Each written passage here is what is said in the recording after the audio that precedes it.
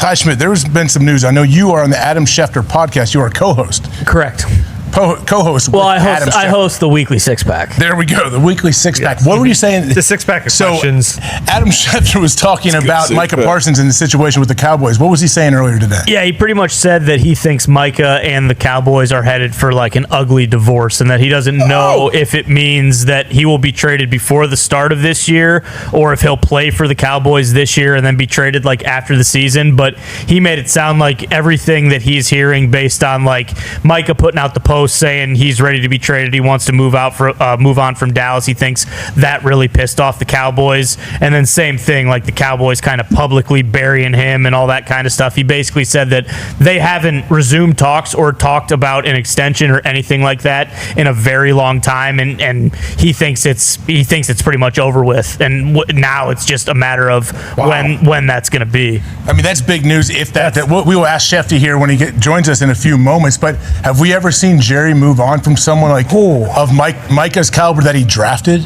Like, hey, we draft this guy. He's developed here, and he is a cornerstone of this franchise. Obviously, premier pass rusher in all of the NFL. Quincy Carter. Has he gotten rid of any of these? Let any of these guys walk? I just can't imagine a place where Jerry Jones let somebody like Micah walk, no matter how bad it gets. It's not on like a Micah level, but that Randy Gregory thing just happened, where they were going to sign him, and then there was some money situation, and then he basically just said, screw the Cowboys and went to Denver, and then Denver went how it went, and he got released from there. But I don't think so to the Micah Parsons level, like not even close. Usually this is like I honestly threw this when it started into the category of like TJ Watt. Like, this is gonna get done. Jerry's just gonna drag this out, and then they're gonna give Micah a ton of money. I think most of us were insanely shocked if we didn't already know when we learned that he was playing on his fifth year rookie option without a new contract, because that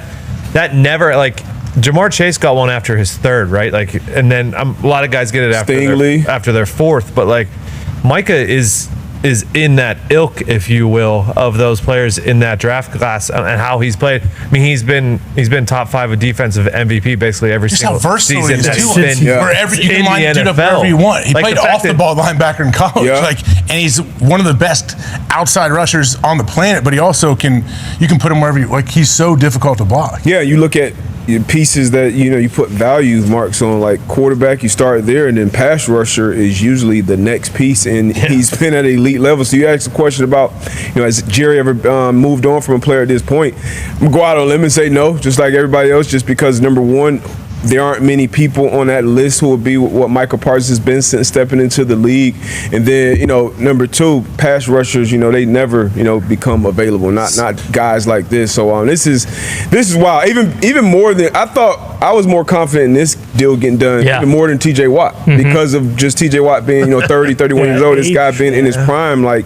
You thought this was a no-brainer, so it's crazy. Micah, since being in the league, he has had 13 and a half, 14, and 12 sacks. Yeah. It's pretty good. Yeah, he's pretty good production. It's unbelievable. And now if that, like, I'm interested to see what Schefter says, but it will be crazy to see the haul for Micah Parsons and the contract, both parts of the deal. And then this also becomes one of those situations where you got to have to, it's a 3-team agreement, and one of those teams is Micah, right? This is almost, is it to the point of like Brandon Ayuk, last offseason where the teams were reaching out to the Niners and they agreed to terms, but then, Ayuk would say no? Like, do they have to do that with Micah here, or how is it? It's a rookie deal. Before you trade for him, I would assume there's going to be some assurances that he will sign a long-term deal. Yeah, for sure. But let's say the Cowboys, but we're hearing that he could possibly play this year, and then maybe trade him. Like, when does Micah come back? Like, what makes him come back? Well, I don't know, because I think that was the assumption too. Though, is like all this stuff. Yeah, you hear all this, but like if the Cowboys go out and they do end up meeting again, and he becomes the highest paid player or highest defensive player in NFL history, like that's kind of a good way to bury a lot of ill will. But I from the sounds of it, from what Schefter's saying, like there have have been no attempts even for them to talk. So, like, I think he's kind of done with them. I think they're maybe kind of done with him. But him more so than anyone else. Like, now, if he were to get traded in, comes in, like, well, would they even trade this guy to a team in the NFC? Because, like, I don't know if you'd be able to stomach playing it, the Cowboys being in the playoffs and you got Micah Parsons on the other side and he ruins, like, so then that comes into, and then, like you said, like, you're going to have to pay this guy a bunch of money. I don't know. There's so many questions that come with it, and I think everyone just assumed, like, hey, this is all bullshit. At the end of the day, he's going to get a massive deal and he's going to be a Cowboy for the rest of his career, but it sounds like that might not be the case. Yeah, and that's why it doesn't make sense just because, let alone how good he is, but, like, what he means to the team. I forget if it was you, D-Bud, or Tony, or who said it yesterday, it might have been you, Ty, about, like, him playing hurt at the end of the season, too. It's like, hey, that is a big thing, I'm sure, in the locker room. Like, I'm assuming, of course, he liked Mike McCarthy, but I'm assuming the next shoddy and the next defensive staff and everybody, they want him there just because of, what he means to the other guys in the locker room. Like, Trevon Diggs isn't as good as Trevon Diggs is without Micah Parsons. I mean, you and Harry Douglas talked about that yesterday. It's one of those things where if you let this guy leave, you will probably regret it for 5 years because of how good he'll be somewhere else and of how it'll affect, the other players on your team. Like, I'd be interested to go back and look at, like, Deron Bland's pick sixes during the season. He broke the record, and how many Micah Parsons is. He affected it. Yeah, about to get a sack. Like, it's crazy, I'm sure. Well, we're going to get to the bottom of it right here. Let's go to the source right now. Ladies and gentlemen, please welcome Mr. Adam Schefter. What's up, Schefter? Hey. What's going on, guys? That was all Ty. Ty said everything about Micah Parsons. That was not me. Okay, so what are you hearing then? Other than what Ty said, what are you hearing about this Micah Parsons situation, Schefty? Well, look, I also want to by saying these things always can change and situations often change at the end of August and September. It changed for CeeDee Lamb last year. It changed for Dak Prescott last year. This one doesn't feel that way. It doesn't feel that way today. That doesn't mean it can't change, but the way that it's tracking, it feels more likely that these sides are headed for a divorce today than they would be for a new deal. Now, I don't know that it'll play out that way, but that is what I see when I look into my crystal ball. Now, I don't know whether that means there will be a trade now or after the season. I think the most likely scenario would be that he's there this year, his contract expires, they franchise tag him, and then after they franchise tag him, then they have the ability to go and try and trade him. But there's a lot that has to play out here. It's unsettled. And all we know is that there are, I think, hurt feelings on both sides. There have been zero contract negotiations discussions since late March, early April. Wow. They haven't come close to a new deal. The players demanded a trade. Like I said, it just feels different than Dak Prescott and CeeDee Lamb, and we'll see if they change that here in the last 2 weeks, but that's not how it feels today. Schefter, but the Cowboys knew this was coming, though, right? They knew they've seen what Micah Parsons has done for this team. They knew they were going to have to pay him. Why is there going back to March? You're saying, how is there not much communication with this? I mean, I think if we just track and follow everything that's been said and done publicly, you can piece together the pieces of the puzzle and come up with the situation. Jerry and Micah were meeting.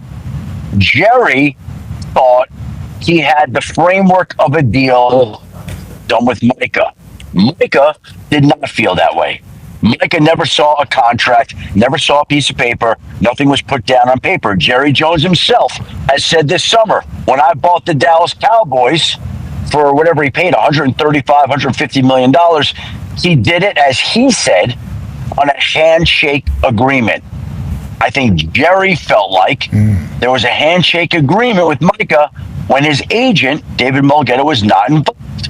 Micah came out after the owners' meetings and said, any deal that gets done will include my agent, David Mulgeta. They have not had any talk since then. None. I think the Cowboys were upset that Micah didn't move forward with them. I think Micah wasn't happy that they didn't feel comfortable or try to get the deal done with his agent. In the interim, we've seen Max Crosby get paid. We've seen Myles Garrett get paid. We've seen Danielle Hunter get paid. We've seen TJ Watt get paid. We've seen all these pass rushers get paid at a time where they're not even talking to Micah about a new contract. And then Micah issued a lengthy statement a couple of Fridays ago requesting a trade from the Dallas Cowboys, in which he laid out the whole situation that we're talking about here. It's all there. It's all there. Right Just there. read it. Yep. Okay, so all we're doing is talking about everything that's transpired, interpreting it, and putting it into its proper context today. In negotiations, things change. All of a sudden, talks restart. AJ, you've been around the league a long time. There have been any number of strained negotiations that all of a sudden got done at the end of August, right before the start of the season. My point is, and I could be wrong, I don't see this one going that way. I see this one going in a different direction. I see this one today headed to a divorce, whether that's after the season, whether they franchise him once, twice, whatever it may be. That's where it feels like it's going, and it's up to both sides to change that narrative and get some talks done and go from there. And we'll see if they can do that. As far as Micah goes, like, does all of a sudden if let's say they don't work out anything, he doesn't get traded, come week one, he just dresses and he plays, or what? Well, that's the other part of this, right? I mean, we have Jerry Jones himself saying that he doesn't know that Micah is going to be playing in week one. Micah still hasn't practiced. He's got back tightness all summer long.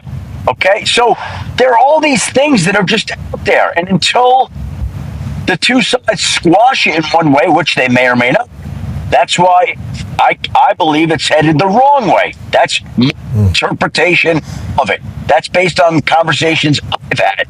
So we'll see. If all of a sudden they can get together and make his back right and get a deal done, and he's playing and live happily ever after, then that's great for them. But it doesn't feel like that's going to be the case. All right, let's say, Schefter, this divorce does happen like you're alluding to. Who are some of the real players out there that are in position to make a real move for Micah, a real aggressive move? I would assume it'd take multiple firsts at this point probably, but what team do you have in mind? Based on the teams you may be spoken about, and what do they think about what's going on in Dallas, but what teams do you have in mind that are real players in this situation for Micah? Well, Darius, I would say every team in the league would have but I want to be very clear. I don't know that it's going to happen now. I don't think it's going to happen now. Okay? I think there's still a lot of acts left in this play that have to play out before we get to the spot where Dallas is trading Micah Parsons. Again, could it happen? It could. I don't think that's the likely scenario, just like I don't think the two sides coming together for a contract extension is also a likely scenario. I think, to me today, it feels like they're going to kind of put up with each other this year, and then the Cowboys would have the franchise tag, and then they would put the franchise tag on him, and then all of a sudden, next offseason would be the offseason of the Micah trade. I think that one, of all the scenarios, feels to be the most logical today. Now, we'll see if something changes. It certainly can. That's part of the deal when we're on August 19th. There's still 2 weeks, but the Cowboys open their season 2 weeks from Thursday night. Micah still hasn't practiced yet. So I would say to AJ, as a linebacker, Darius, you tell me, how would you feel about not practicing all summer, and how effective and how much do you think you could play in an opening game where you haven't really practiced all summer? I mean, I'd want to get a couple reps in. I'm not going to lie. I want to get my body conditioned a little bit. But Micah, we know, is an absolute physical freak. He can run all day long. He can bend and turn the corner like nobody else on the planet. And he's super powerful. So especially as an outside rusher, you could throw that dude in. I mean, even if he plays half the snaps, he still might get 4 sacks and cause 2 fumbles. So he could do it. We saw it with Nick Bosa, right? Nick Bosa. And he kind of started. And then Jamar Chase did it last year too. Yeah. And he had a triple crown. It can be done. It's just not ideal. But again, let's see what they can get done in the next 2 weeks, if anything. I don't think they're going to get a contract done. I could be wrong. That's my guess. Have we ever seen, has Jerry ever drafted a guy that at Micah's caliber, we know the guy's on a different stratosphere than most people, like he's an absolute superstar, and let that guy walk and not re-sign him? Have we ever seen Jerry do this before? Well, they're not going to let him walk. They're going to trade him. I'm saying not give him a second deal, that second deal. The only other one that I could think of that they traded away, the one player that they traded away, there was a cornerback, Thomas Everett, a defensive back that they traded to the Buccaneers right after his Pro Bowl season. They traded Herschel Walker at midseason at the beginning of Jerry's ownership for obviously a haul of picks that remade the franchise. And if they ever got into a situation where they were, in fact, trading Micah, which, again, I just think becomes more and more likely if this offseason continues the way it's gone, then it would be another haul of picks that I would think would be comparable to what the Raiders once got back from the Chicago Bears for Khalil. Yo, Vikings fans, what's up? It's Victor here from Report Vikings, and listen, this might be the biggest story of the entire offseason. Micah Parsons, yeah, that Micah Parsons, just officially asked for a trade out of Dallas. And guess who's in the mix? Our Minnesota Vikings. Let's break this all down. And trust me, by the end of this video, you're gonna have some real opinions about what we should do. So let's start with the facts. Micah Parsons is done waiting on a new contract with the Cowboys. He wants to be paid not just well, but record-setting money for a non-quarterback. And honestly, I get it. This guy has been elite since the day he stepped on an NFL field. He's posted at least 12 sacks in every single one of his first 4 seasons. That's insane. He's not just a pass rusher, he's a total game wrecker. You have to double team him, and even then, he still gets to your QB. He's a nightmare. And here's the big twist. According to multiple reports, the Vikings and the Lions are both in the hunt to trade for him. Now, we're not talking about just speculation or some random rumor. This is real interest, real talks, and it's but Dallas isn't going to make it easy. They really don't want to trade him inside the NFC. That means if we want to pull this off, we might need to overpay. Or beat out some AFC teams who are probably circling too.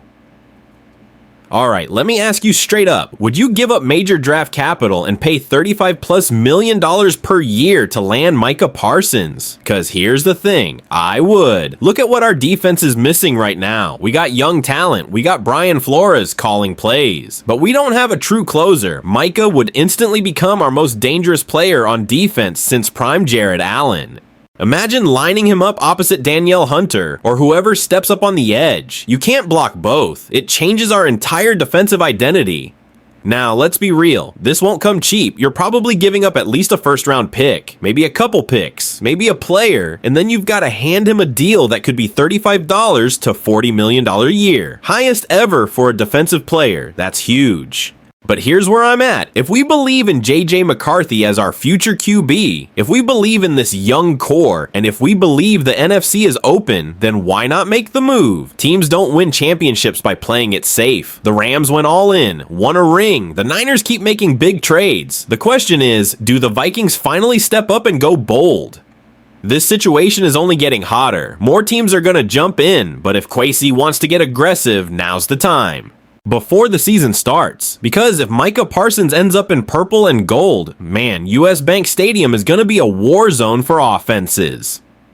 But I want to hear from you, Vikings fam. Would you go all in for Micah Parsons? Is he the missing piece we need? Or would you rather stay patient and build through the draft? Drop your takes in the comments. I'm reading every single one. Make sure to like this video, subscribe to the channel, and share this with a fellow Vikings fan, because this could be the start of something huge. Skull Nation, let's ride. If we land Parsons, I'm buying the jersey day one. Catch you in the next one.